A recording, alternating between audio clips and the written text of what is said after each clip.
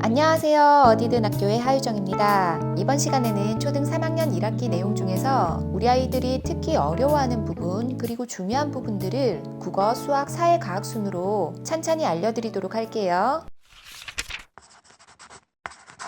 먼저 국어부터 보면 제일 앞부분에 나오는 독서 단어는 넘어가고요. 재미가 톡톡톡 1단원에서는 감각적인 표현, 즉 심상 표현에 대해서 배웠어요. 시에서뿐만 아니라 이런 이야기에서도 감각적인 표현을 찾아보는데요. 그럼 우리 친구들이 이런 부분을 배웠으니까 평소에 글쓰기를 할 때 이런 심상과 관련된 오감 표현을 넣어서 글짓기를 한다면 훨씬 더 글이 풍성해질 수 있겠죠.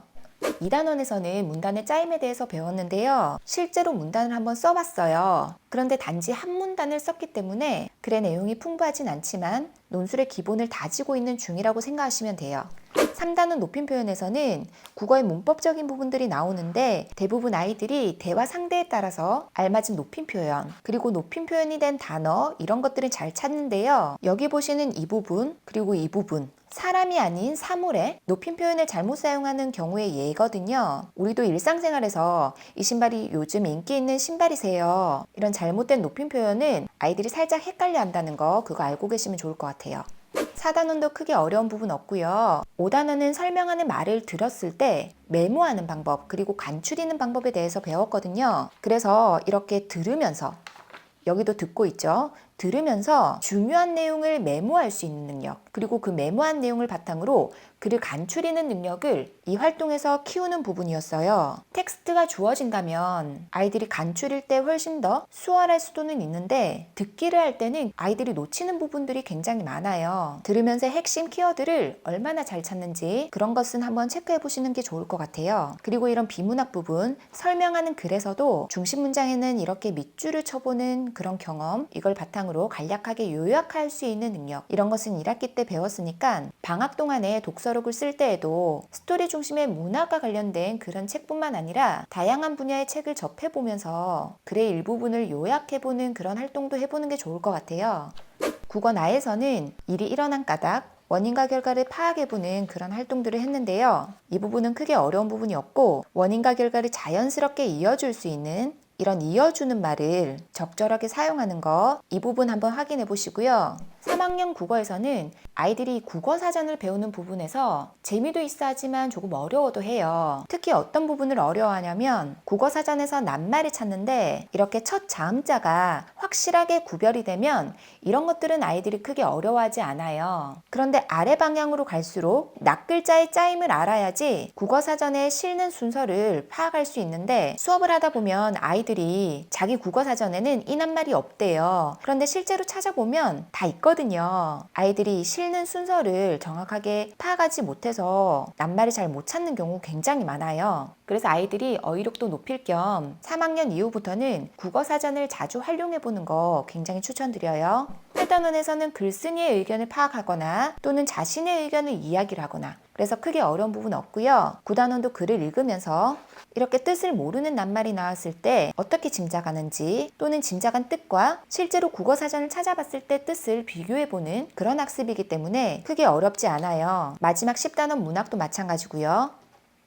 다음은 수학이에요. 우리 3학년의 수학은 연산천국이에요. 여기 보시면 2단원이랑 5단원을 빼고는 나머진 싹 다 연산이거든요. 그래서 아이들이 조금 힘들어하는 부분이 있어요. 먼저 덧셈과 뺄셈에서는 세 자릿수 끼리의 덧셈과 뺄셈들이 나오기 때문에 그 이전에 덧셈과 뺄셈에 관련된 선수학습이 잘 되어 있는 친구들은 크게 어려워하지 않고 잘 따라오는 부분이에요. 그런데 여전히 앞선 학년에서 덧셈과 뺄셈이 어려웠다면 점점 더 어려워지게 느껴지는 거예요. 그래서 연산은 차근차근 꾸준히 하는 게 가장 중요하고요. 제가 여기서 강조드릴 것은 여기 어림하여 계산한 값, 어림에서 약 몇 명인지 근사값을 요구하는 문제들이 나오거든요. 이렇게 어림 전략을 개발하는 것은 조금 더 수 감각이 개발될 뿐만 아니라 수를 융통성 있게 사고할 수 있도록 도와줄 수 있거든요. 그래서 이런 어림 값은 계산 전, 중, 후 과정에서 직관적으로 이게 맞게 흘러간다 또는 아닌 것 같다 이렇게 계산 결과에 대해서 반성할 수 있는 전략이 되는 거예요. 대략 값이 어느 정도 나올지 예상해보는 과정 아이들이 충분히 경험할 수 있도록 해주는 게 도움이 될 수 있어요. 있어요. 예를 들어서 이런 생각수학의 마지막 문제인데요. 여기 나와 있는 문제도 어림값인 400을 도출해내는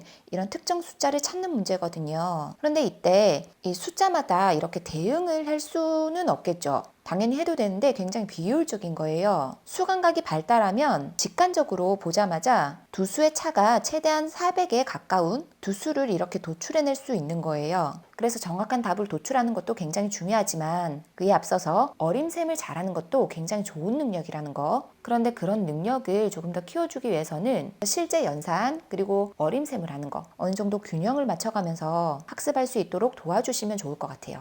2단원인 평면 도형은 크게 어려운 부분이 없고요. 대신 아이들이 각각의 도형에 대한 특징을 배웠어요. 그런데 직사각형과 정사각형의 관계를 기납적으로 추론해서 어떤 사각형이 어떤 사각형 안에 포함되는지 이 포함 관계를 헷갈려하는 친구들이 있으니까 이 부분 한번 짚어주시면 좋을 것 같아요.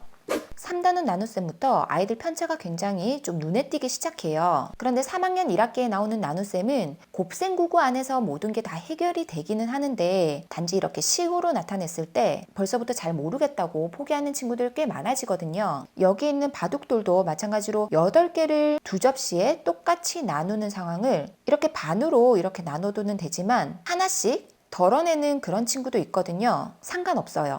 또 그것도 어려우면 구체물로 이렇게 직접 덜어내면서 공부하는 게 나쁜 건 아니에요. 개념을 충분히 익히고 나서 이런 나눗셈이 가로셈이든 또는 세로셈이든 그건 다음 단계인 거예요. 어쨌든 너무 어려워하면 이 과정을 충분히 경험할 수 있도록 하는 게 중요해요. 그런데 나누는 방법이 좀 전에는 똑같이 등분을 하는 개념이었다면 여기서는 덜어내는 개념이에요. 8개를 2등분하는 것이 아니라 2개씩 이렇게 덜어내는 동수누감의 개념이 여기서 나오는 거거든요. 아이들이 이런 어려운 말은 당연히 몰라도 되고요. 단지 이렇게 8에서 2를 4번을 덜어낸 이 상황을 나눗셈으로 표현할 수 있으면 돼요. 8개를 2개씩 덜어냈더니 4번 덜어내지더라. 이런 의미거든요. 그래서 부모님께서는 나눗셈을 지도할 때 이런 두 가지 의미가 있다는 거 그건 알고 계시면 돼요.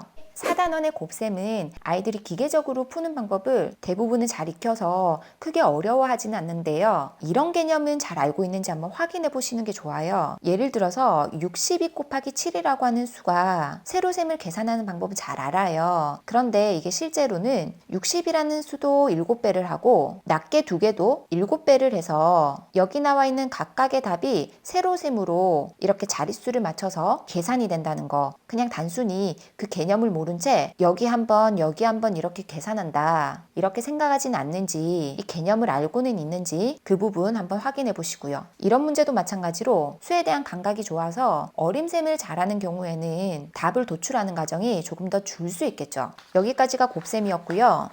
다음 5단원에 길이와 시간이 나오는데요. 아이들이 정말 어려워하는 부분이 시간의 덧셈과 뺄셈이에요. 우리가 일반적으로 아이들이 덧셈과 뺄셈을 했을 때는 10진법에 맞춰서 10이 되면 하나가 올라가고 또는 빌려줄 때도 10을 빌려준다든지 이렇게 10이 기준이었는데 시간의 덧셈과 뺄셈은 60이 기준이잖아요. 그래서 아이들이 이 부분 조금 어려워한다는 거 알고 계시면 좋을 것 같아요.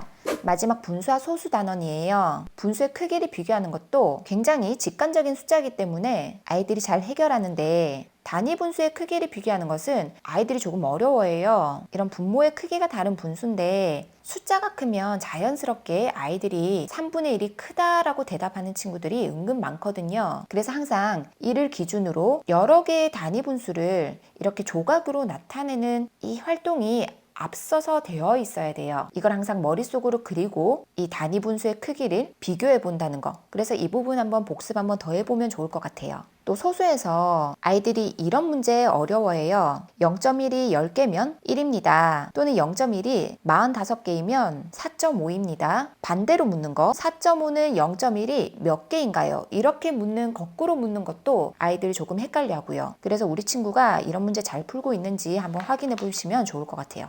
그리고 수학 익힘책에서 몇 가지 살펴보면 익힘책에는 특이하게 깜짝 문제들이 나와요. 여기는 분명 나눗셈과 관련된 단원인데요. 여기 보시면 앞 단원에 관련된 뺄셈 문제가 나와 있어요. 이건 아이들이 까먹기 때문에 계속해서 앞에서 배웠던 내용들을 상기시켜 주는 거예요. 그리고 곱셈과 관련된 이 문제도 아이들의 풀이 과정을 한번 살펴보시면 여기 좌항은 두 수를 곱해서 162가 나올 것이고 27에 어떤 적당한 수를 0부터 2까지는 나와 있으니까 다음 3, 4, 5, 6, 7 숫자를 찾는 친구도 있을 거잖아요. 그런데 또 어떤 친구들은 27과 54의 관계를 보고 54는 27의 2배더라. 그리고 뒤에 있는 곱하기 3도 있으니까 여기 있는 두 수를 곱하면 6이 되겠죠. 당연히 여기는 가장 큰 수가 5가 되겠죠. 그래서 답을 0, 1, 2, 3, 4, 5까지 굳이 곱셈을 하지 않고 푸는 친구도 있다는 거예요. 풀이 방법을 다양화시켜서 풀어본다면 더 좋겠죠. 그렇다고 해서 이렇게 곱셈의 답을 도출해낸 뒤에 여기 빈칸에 들어갈 숫자를 생각해보는 것도 당연히 괜찮아요. 분사 소수 단원 중에서 이런 문제 같은 경우는 창의 융합형 문제에 해당되거든요. 사각형을 세 가지 방법으로 나누는데 이 친구 같은 경우에는 방향만 바뀌어서 실제로는 거의 비슷하게 등분했다고 볼 수 있어요. 아이들이 시간은 조금 걸리더라도 다양한 방법을 도출해내는 게 가장 중요해요. 그런데 여기서 오개념이 생기진 않는지 확인할 부분은 똑같이 나누지 못하는 친구들이 종종 있거든요. 아이들마다 어려워하는 부분 그리고 내가 틀린 문제 각각 다를 수 있으니까 처음부터 끝까지 오답이 있는 부분들은 찬찬히 살펴보는 게 좋을 것 같아요. 사회는 크게 어려운 부분은 없는데요. 3학년부터는 계속해서 지도와 관련된 지리 부분이 꾸준히 나오거든요. 그래서 이런 디지털 지도 그리고 일반 지도 이런 것들은 실생활에서 종종 경험해 보는 게 좋을 것 같고요. 그리고 뒤쪽으로 넘어가면 옛날의 생활 모습과 관련된 부분들이 나오는데요. 이런 단원에서는 아이들 생활과 그렇게 밀접하지가 않기 때문에 조금 낯선 개념들이 나온다는 거. 그렇다고 해서 외우거나 그럴 필요는 전혀 없어요. 마지막 과학이에요. 과학도 크게 어려운 부분이 없어요. 아이들이 대체로 재미있게 활동하는 부분들이 많고 조금 헷갈려하는 부분이 있다면 여기 4단원 자석과 관련된 부분에서 자석과 자석 사이의 관계는 아이들이 잘 이해를 하는데요. 자석과 나침판의 관계에 대해서는 아이들이 나침판 바늘의 방향을 그림으로 그려 넣을 때 조금 어려워하는 친구들이 있어요. 그래서 마찬가지로 실험 관찰에도 이 부분, 그 자성에 의해서 나침판 바늘이 어떻게 움직이는지 이런 나침판 바늘의 방향에 대한 부분은 잘 알고 있는지 이 부분 정도 확인하시면 될 것 같아요. 사회랑 과학에서는 한 단원을 마무리하는 이 부분이 굉장히 정리가 잘 되어 있어요. 사회 같은 경우는 빈칸으로 이렇게 핵심 개념들을 채워보는 것, 그리고 과학에서는 한 단원을 그림과 설명이 함께 요약되어 있는 부분이 있거든요. 그래서 사회와 과학은 간단하게 만약에 복습을 한다면 단원 마무리를 활용하는 것도 굉장히 좋아요. 그럼 여기까지 내용이 3학년 1학기 내용이었고요. 혹시 국어활동책을 자유롭게 활용했다면 시중에 있는 국어 문제집보다 훨씬 더 간략하고 크게 힘들지 않게 공부할 수 있는 부분이니까 게다가 답지도 있으니까 복습의 의미로 활용하는 것도 좋을 것 같아요. 문제집 푸는 대신 말이죠. 오늘 알려드린 내용이 조금이나마 도움이 되었기를 바라고요. 그럼 다음 영상에서 또 만나 뵙도록 할게요. 안녕!